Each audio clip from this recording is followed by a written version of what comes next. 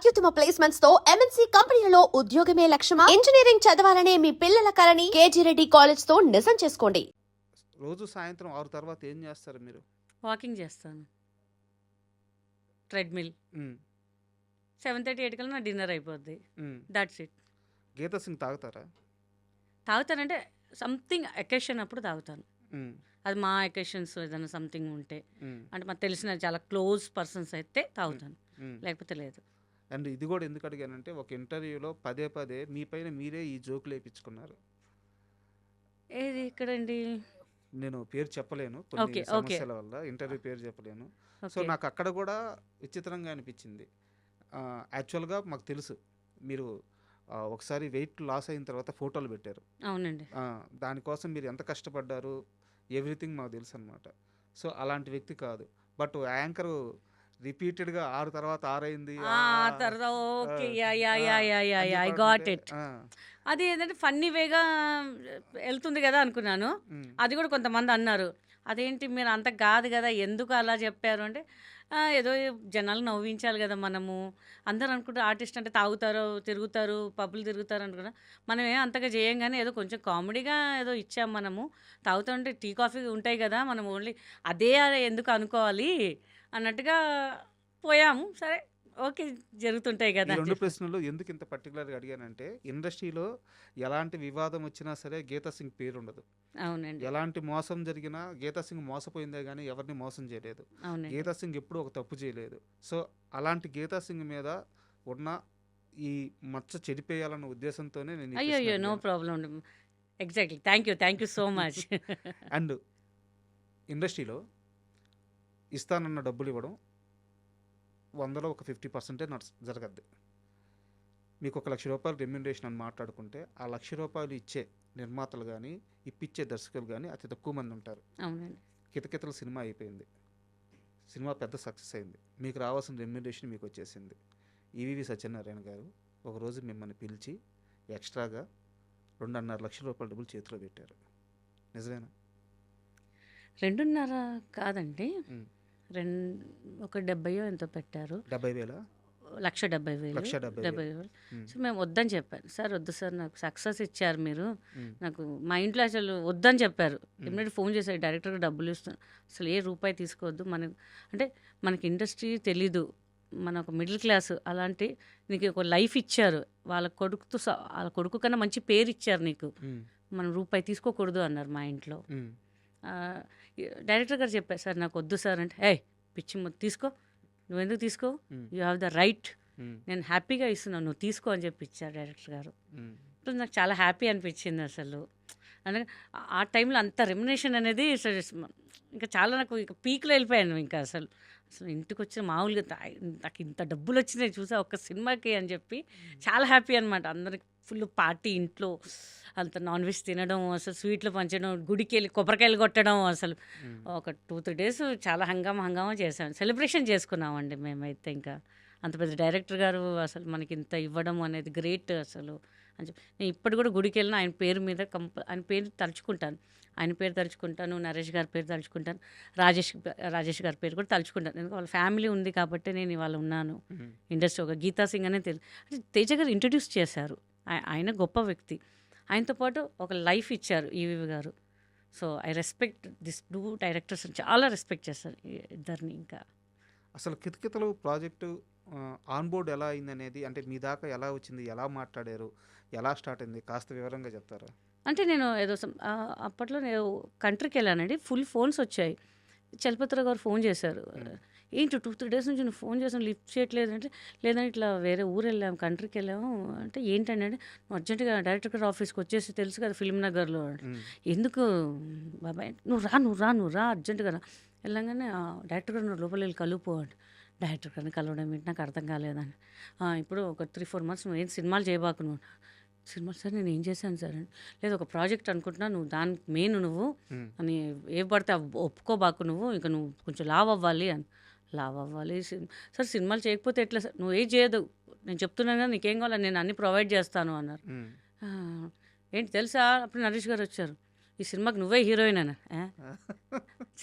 Sir నాకు అర్థం కాలేదు సార్, ప్లీజ్ చెప్పండి, పిచ్చి ముందు నువ్వే ఈ సినిమాకి హీరోయిన్.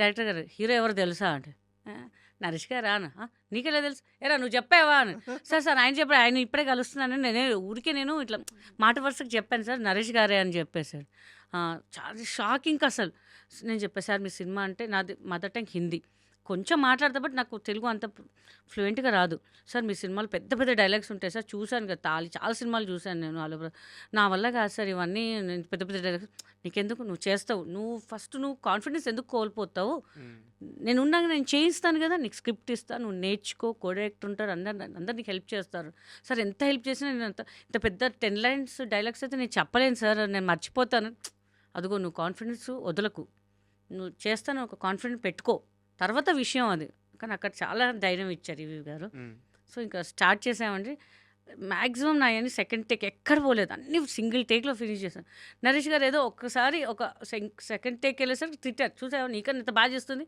పిచ్చి ఫస్ట్ టైం చేస్తుంది నువ్వేంట్రా ఇట్లా చేస్తున్నావు అనగానే ఆయన ఇట్లా చూస్తుంది అయ్యో రా బాబు నాకేం తెలియదండి బాబు పాప ఆయనకు అప్పుడే స్క్రిప్ట్ ఇచ్చారు నాకు ముందు రోజు ఇచ్చిన ప్రిపేర్ అంటే పర్లేదమ్మా ఊరికే ఇలా చూశాను నీ రియాక్షన్ ఎలా ఉంటుందని చాలా బాగా హెల్ప్ చేశారండి నరేష్ గారు అయితే ఆ సినిమాకి కూడా ప్రతి సీన్లో హెల్ప్ చేశారు ఆయన సో ఆయన కూడా అసలు నేను మర్చిపోను ఇంకా అసలు అండ్ కితకితల గురించి ఎందుకు ఎప్పుడు ఇంత స్పెషల్ దేనికంటే రీసెంట్గా ఒక 1 year కూడా కావట్లేదు అల్ల నరేష్ గారు ఒక ఇంటర్వ్యూలో మాట్లాడుతూ సినిమా బడ్జెట్లు పెరిగిపోయినాయి కలెక్షన్స్ ఇంత వస్తున్నాయి ఇట్లాంటి ఒక కన్వర్జేషన్ జరుగుతూ ఉంది కథ డిసైడ్ చేస్తుంది మేము అప్పట్లో కితకితలు అనే ఒక సినిమా తీసాము నాన్నగారి డైరెక్షన్లో ఓన్ ప్రొడక్షను 60 లక్షల బడ్జెట్ అవునండి ఎన్ని కోట్లు వచ్చినాయో తెలుసా మీకు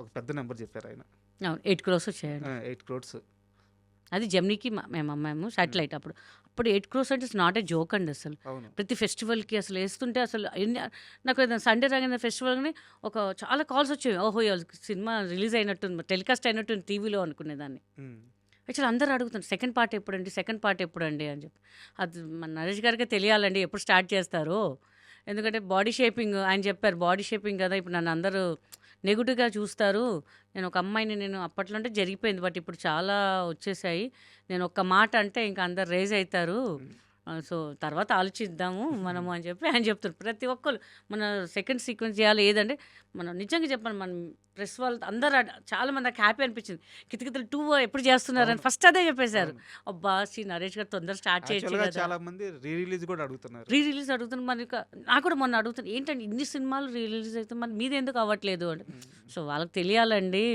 ఇలాంటి రిలీజ్ అవ్వాలి కదమ్మా పోనీ సెకండ్ సీక్వెన్స్ చేయరు అట్లీస్ట్ రిలీజ్ అనేది చేయాలి కదా అని చెప్పి మా తర్వాత వచ్చిన సినిమాలన్నీ రిలీజ్ అవుతున్నాయి కానీ మాది మాత్రం అవ్వట్లేదు ఈజ్ అప్ టు నరేష్ గారు ఇంకా ఎప్పుడు రిలీజ్ చేస్తారో ఏం చేస్తారో అనేది ఈవీవి సత్యనారాయణ గారు అనగానే ఆయన ఇప్పుడు ఆర్టిస్టులు లిస్ట్ వేస్తారు కదా అవునండి 3 ఆప్షన్స్ ఉంటాయి మామూలుగా ఫస్ట్ ఆప్షన్ ఎవరు సెకండ్ ఆప్షన్ ఎవరు థర్డ్ ఆప్షన్ ఎవరు కో డైరెక్టరు అసోసియేటు వీళ్ళు కూర్చొని వేస్తారనమాట ఆయన లిస్ట్ ఎలా నడుస్తుందంటే ఎవరు ఇబ్బందుల్లో ఉన్నారు పలానా ఆర్టిస్టు షూటింగ్ లేకుండా 2 months నుంచి ఖాళీగా ఉన్నారు అతనికి ఇచ్చే ఛాన్స్ అవునండి అంటే ఇండస్ట్రీలో ఉన్న ఆర్టిస్టుని గమనించుకోవడం వాళ్ళని పట్టించుకోవడం వాళ్ళ బాగోగులు చూసుకోవడం ఇంచుమించు ఒక 60-70 మందిని తీసేసుకుంటారు అవునండి ఒక డైలాగ్ ఉన్నాయి ఒక్కరోజు షూట్ ఉన్నాయి ఎందుకంటే నా సినిమాలో కనిపించాలి అవునండి 2 రోజులు షూట్లో ఉంటే ఇంకో సినిమా వస్తుంది అవునండి ఇలాంటి దర్శకులు ఇప్పుడు ఇండస్ట్రీలో ఎవరున్నారు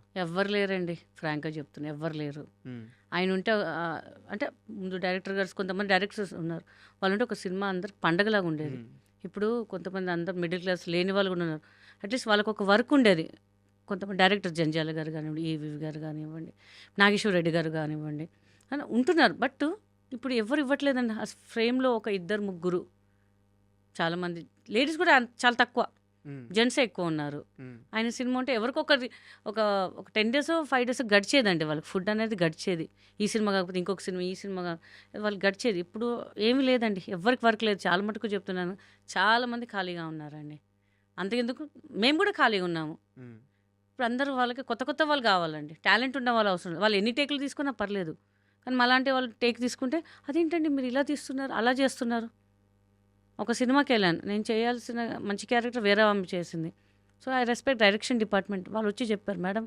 మీరు చేయాల్సింది ఇది కాదండి మేము అనుకునేటప్పుడే మిమ్మల్ని అనుకున్నాము ఇప్పుడు రాగానే మొత్తం మారిపోయింది అసలు మీరు చేయడం అయితే మాకు ఇష్టం లేదండి is up to you madam అనగానే నీ అమ్మ నేను మనకు రెస్పెక్ట్ లేని చోట ఎందుకండి అని చెప్పేసి నేను వదిలిపెట్టి వచ్చేసాను. ఇంకా నేను ఇంకా అవుట్డోర్లో ఉన్నానంటే నాకు కుదరలేదని చెప్పేసి వాళ్ళ డేట్స్ అన్నీ వదిలేసాను.